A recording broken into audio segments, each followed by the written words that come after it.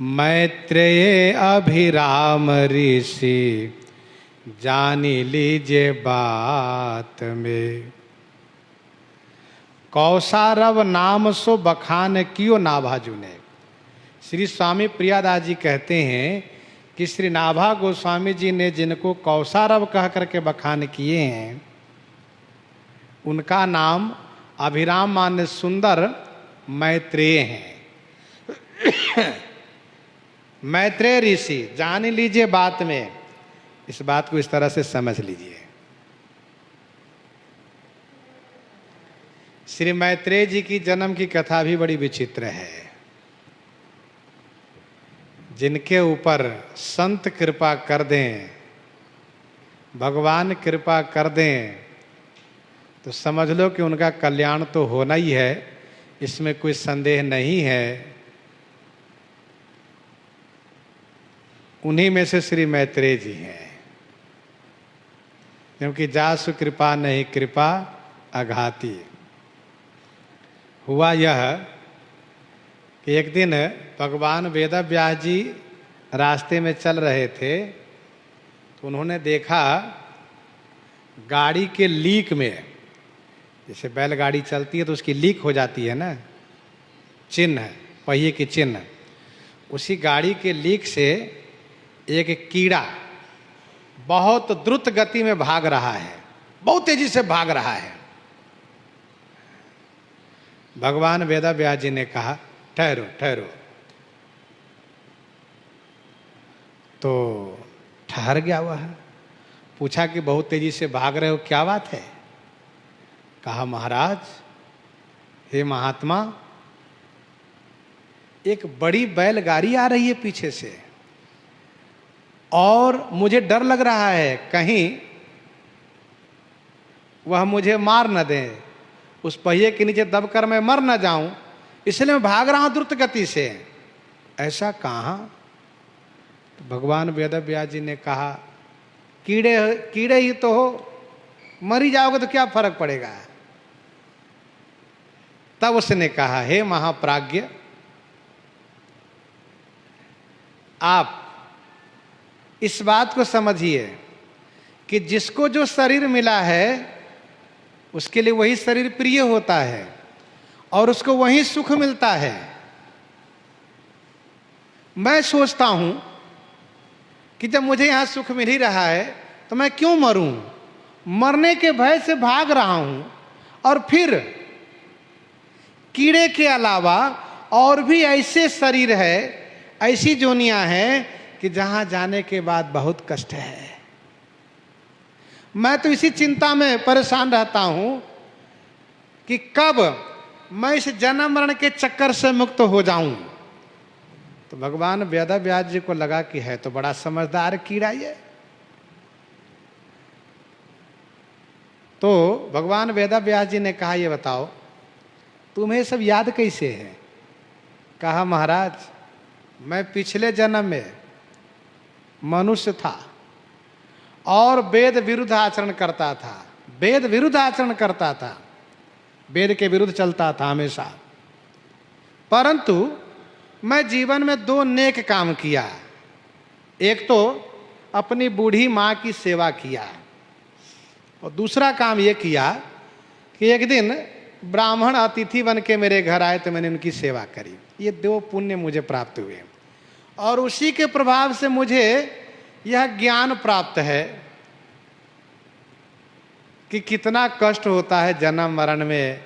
84 लाख जोनि आकर 4 लाख 84 जोनि भ्रमति अजीव अविनाशी।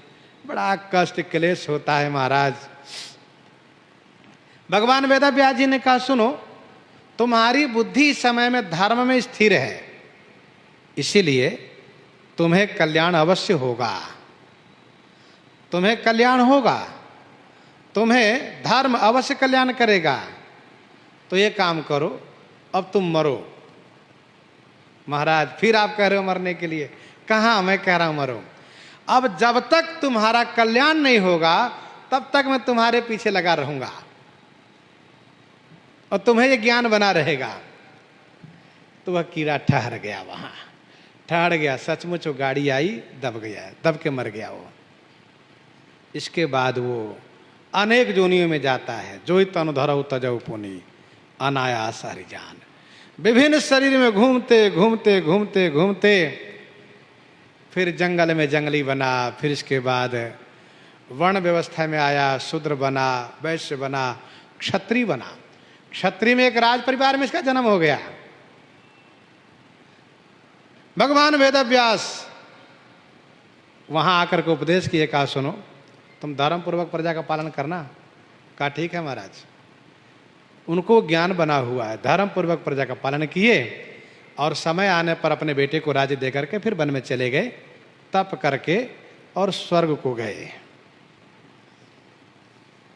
इसके बाद उनका जन्म, भगवान वेदव्यास जी ने कहा था कि तुम्हारा जब जन्म ब्राह्मण शरीर में होगा, क्योंकि मुक्ति पाने के लिए जन्म के श्रेणी, बड़ा प्रतिभावान था बालक। भगवान वेदव्यास जी ने उनको श्री सरस्वती जी का मंत्र दिए, कहा सुनो इसका जाप करो। जैसे जाप किया तो श्री सरस्वती जी के मंत्र की कृपा से विद्वान हो गए, बिना पढ़े लिखे विद्वान हो गए और सदाचार पूर्वक धर्माचरण पूर्वक जीवन यापन किए। और फिर इसके बाद उन्होंने जा करके बहुदक तीर्थ में जाकर के, बहुदरक तीर्थ में जाकर के इन्होंने अपने शरीर को परित्याग किया। सहज रूप में शरीर छूटा इनका। अब देखिए भगवान वेदव्यास जी की कृपा है, फिर भी एक क्रम लगा हुआ है। हम आप तुरंत चाहते कल्याण हो जाए, अरे भगवान की कृपा हो, संत की कृपा हो, तब भी एक थोड़ा समय लगता है, थोड़ा क्रम, उसके क्रम को, उसकी मर्यादा को पालन करना पड़ता है। भगवान शिव ने अनुकंपा करी, फिर भी काकभूषुंडी जी कहते हैं मुझे अनेक जन्मों से घूमने के बाद तब जाकर के उस लक्ष्य को मैंने प्राप्त किया। तो बहुदक तीर्थ में जाकर इन्होंने अपने शरीर को परित्याग किया। अब इन्होंने जन्म लिया, इनके पिताजी हैं कुशारु और माताजी हैं इनके मित्रा। तो पिताजी के नाम के कारण इनका नाम पड़ा कौसारव। पिताजी के संबंध से कौसारव प्रसिद्ध हुए और माताजी के संबंध से मैत्रेय ऋषि प्रसिद्ध हुए। तो ये कौसारव और मैत्रेय दो नाम से जाने जाते हैं।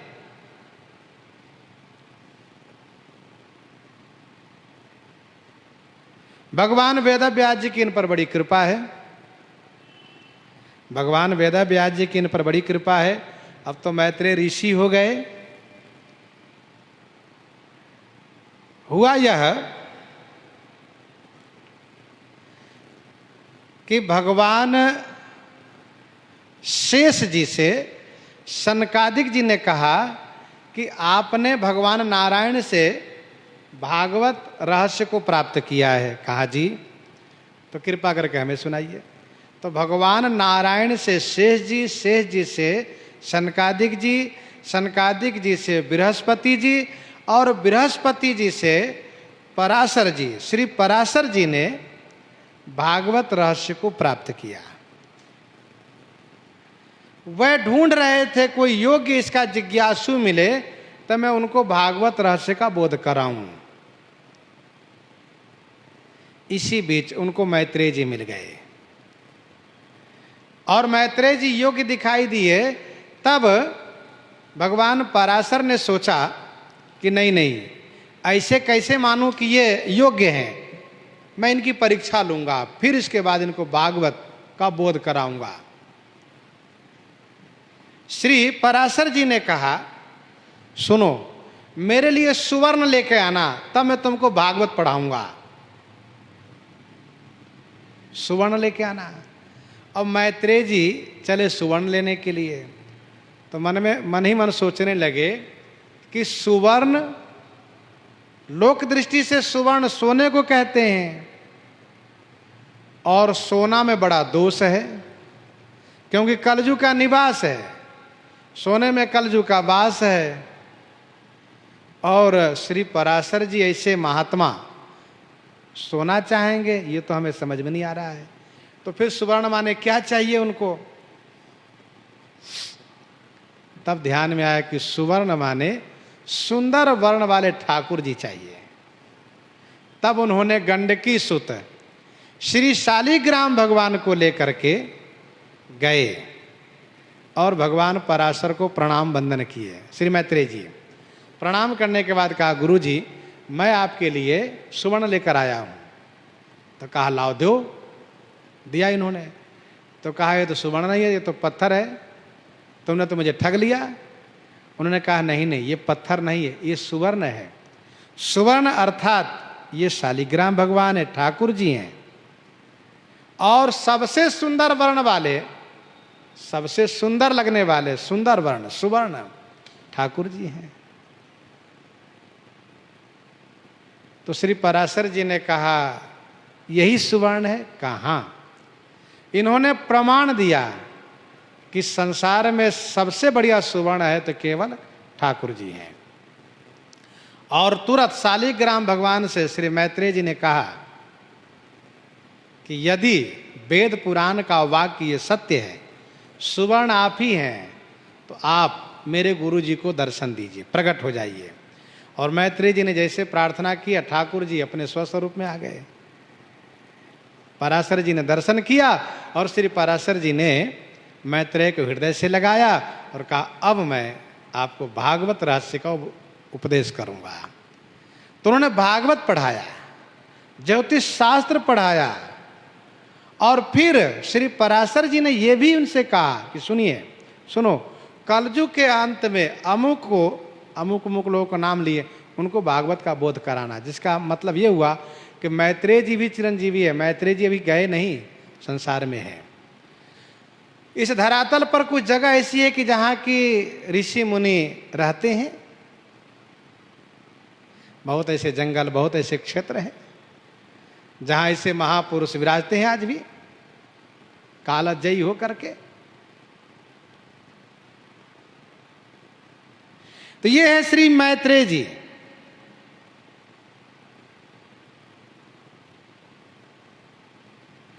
आज्ञा प्रभु दई जाहु, विदुर है भक्त मेरो, करो उपदेश रूप, गुण गात गात में।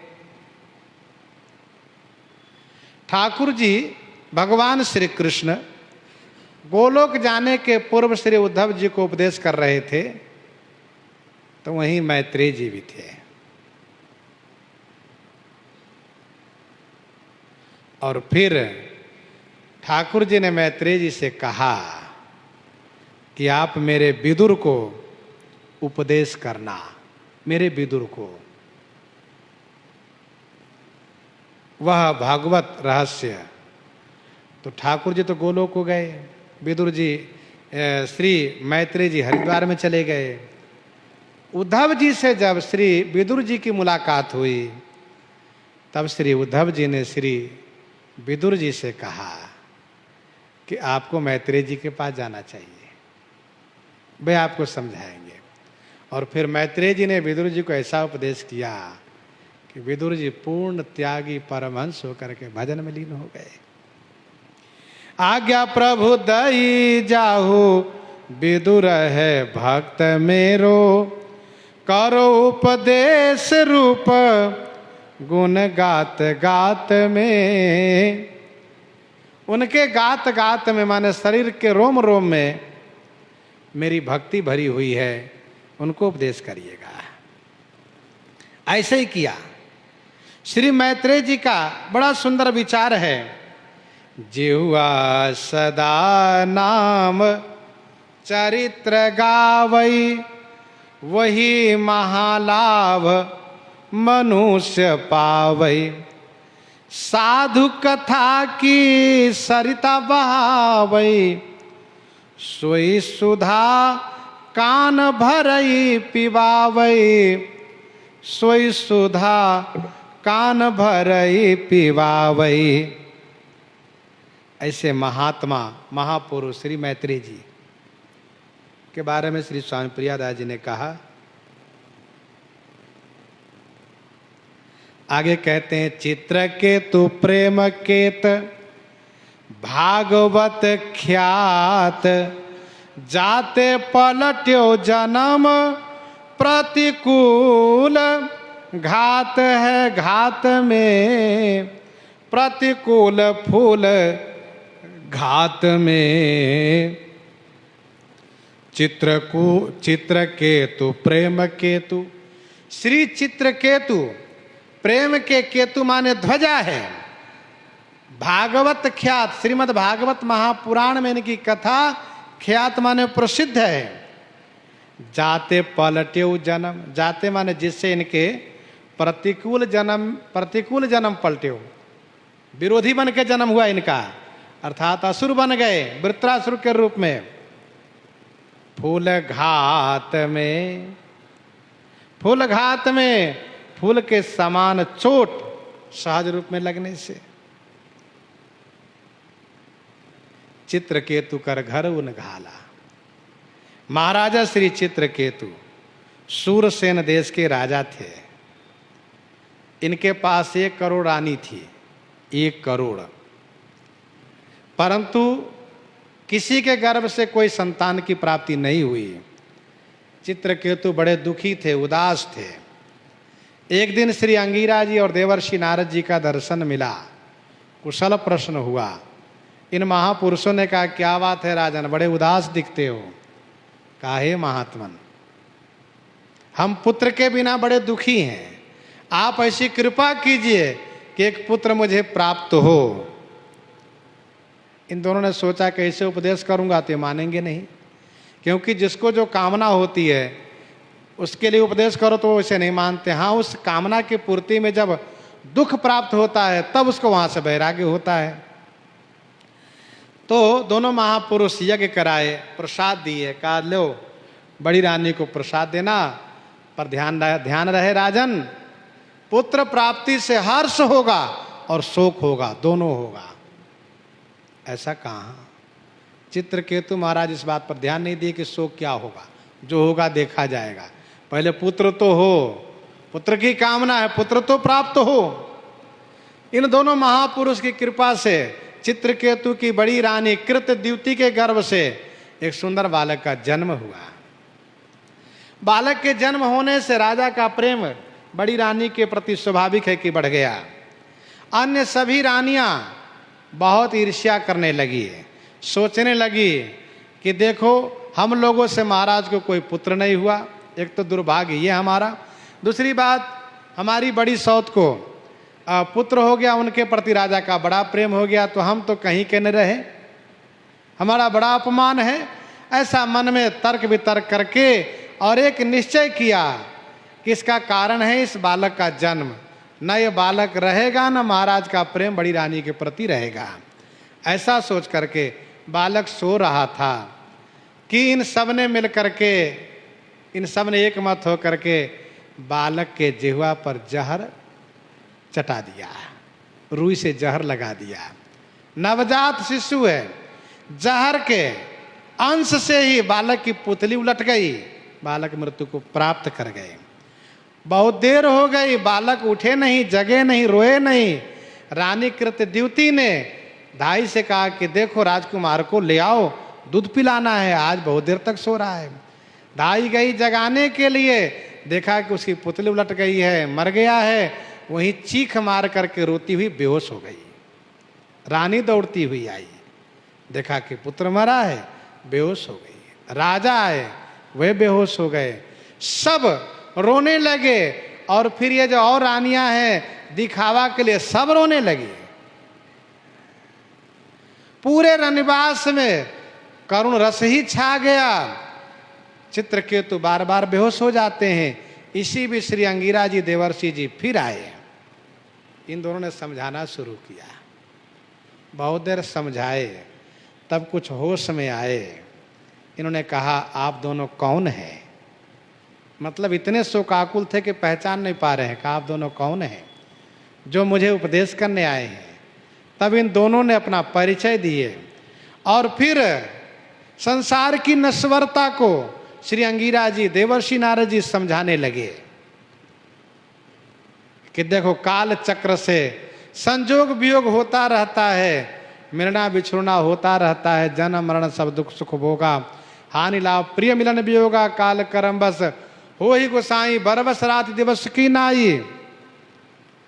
लेकिन पूरा समझ में नहीं आ रहा है। तब देवर्षि नारद जी ने उस जीवात्मा से कहा, है जीवात्मा आओ और इस शरीर में प्रवेश करो, देखो तुम्हारे पिता कितने व्याकुल हैं, तुम्हारी माता रो रही है, उठो सबको समझाओ और सुख भोगो, राज सिंहासन प्राप्त करो, राजा बन करके राज्य करो। देवर्षि नारद जी के बुलाते ही वो जीवात्मा शरीर में प्रवेश किया। वह बालक उठ के बैठ गया, जिसको अभी एक भी दांत नहीं है, अभी तक कुछ नहीं बोल पा रहा था, हाँ हूं कुछ भी बोलने लगा, वह बैठ करके बोलने लगा और वह उपदेश करना शुरू किया। कहा, नारद जी, अंगिरा जी प्रणाम, महाराज इनको मेरे लिए शोक नहीं करना चाहिए। अनंत जन्मों से कोई किसी के पिता बनता, कोई किसी का पुत्र बनता, कोई किसी के बेटा, कोई बेटी, कोई भाई, कोई बहन, कोई पति, कोई पत्नी, ये सब बनता रहता, क्रम चलता है। जिसका संजोग जब तक रहता तब तक रहता है, इसके बाद बिछुड़ जाता है। मेरे लिए ये शोक कर रहे हैं, इससे अच्छा मेरे मरने पर खुशी मनाना चाहिए इनको। न जाने कितने जन्म हम इनके बाप बने हैं, इनको सब याद है, सब कहना शुरू किया। जिस प्रकार से व्यापारी लोग सोना खरीदते हैं, लिए फिर बेच लिए, इस हाथ से उस हाथ सोना जाता रहता, वैसे ही जीवात्मा यहाँ वहाँ वहाँ चलता रहता। जीवात्मा कभी मरता नहीं है। नैनम छिंदंती शस्त्राणी नैनम दह्यति पावकः न चैनम क्लदयंती आपी न शोष्यति मारुतः। जब तक जिसके साथ का संबंध है तब तक रहता है, फिर इसके बाद वो चला जाता है। उसकी यात्रा है जीवन की, सभी जीवात्मा की। जो शोक जो क्लेश होता है ज्ञान दशा में, यहाँ पर मृत्यु उपरांत तो शोक दशा नहीं रह जाती, उसको ज्ञान हो जाता है। अरे तो चलता रहेगा, एक क्रम यही है, यात्रा है ये। फिर कहा कि देखो महाराज, हम भी पहले राजा थे, पांचाल देश के राजा थे।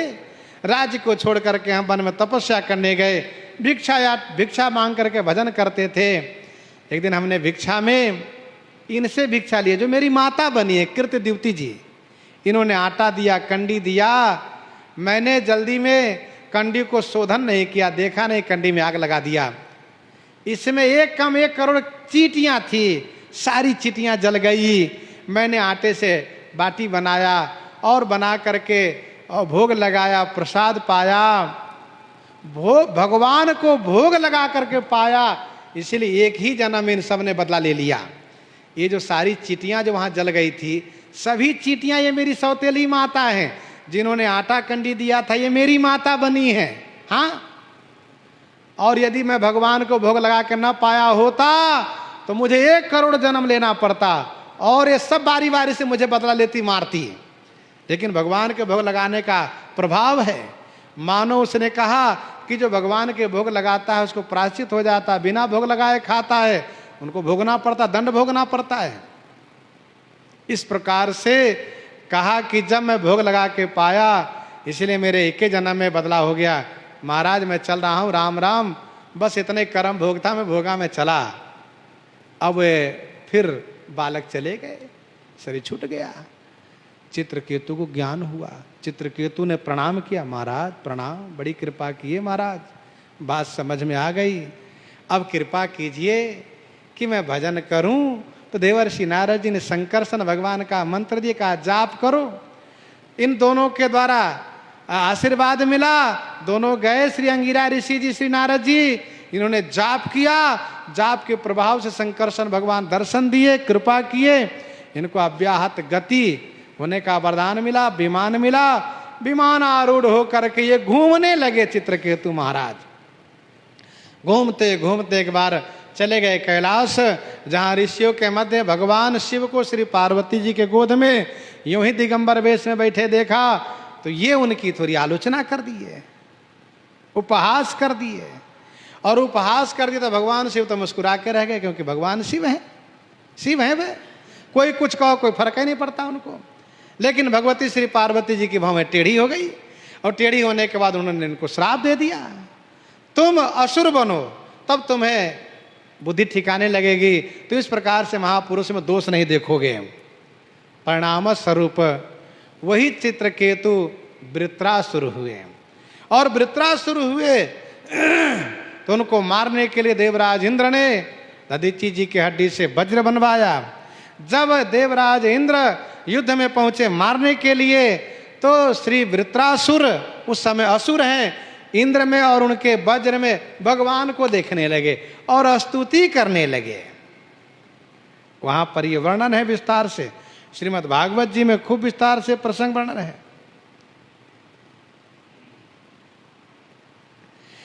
हे श्री हरे तब पद दासन, दास हम फिर भी बनई, तज तुम्हें त्रैलोक सुख शासन वृथा मन में गनई। हे प्राण वल्लभ तय गुणों का, हे प्राण वल्लभ तव गुणों का, मन सदा सुमिरन करई। बानी तिन्है गावै सदा यह, देह तव चरण निधरई। बिनु पंख खग नव जात, गो शिशु मातु बिनु व्याकुल रही। जैसे बिना पंख के पक्षी शावक अपनी माँ की प्रतीक्षा में रहता है, जैसे गौ के बछड़ा माँ की प्रतीक्षा में रहता है, कब आवे मुझे दूध पिलावें। और जिमि बिरहिनी पतिव्रता, परदेसी पति दर्शन चाही। जैसे पतिव्रता नारी विरहावस्था में परदेश गए हुए पति के प्रतीक्षा करती हैं, वैसे ही हे ठाकुर जी, हे जनार्दन, हे गोविंद, हे राघव, तिमि हे कमल लोचन, तुम्हें मन भी हमारा चाहता। जैसे पक्षी शावक, पंखहीन पक्षी शावक, वह गौ के नवजात बछड़े की भांति, वह विरहिनी पतिव्रता की भांति मैं हमेशा आपकी प्रतीक्षा करता रहूं। मुख से आपका गुणानुवाद करूं, मन से आपके गुण को चिंतन करूं, कान से आपकी कथा को श्रवण करूं। अब छटपटाता नाथ हूं, मोको बिरद तव दाहता। जाऊं जहां जिस जोनि में, तब भक्त मेरे मित्र हो। और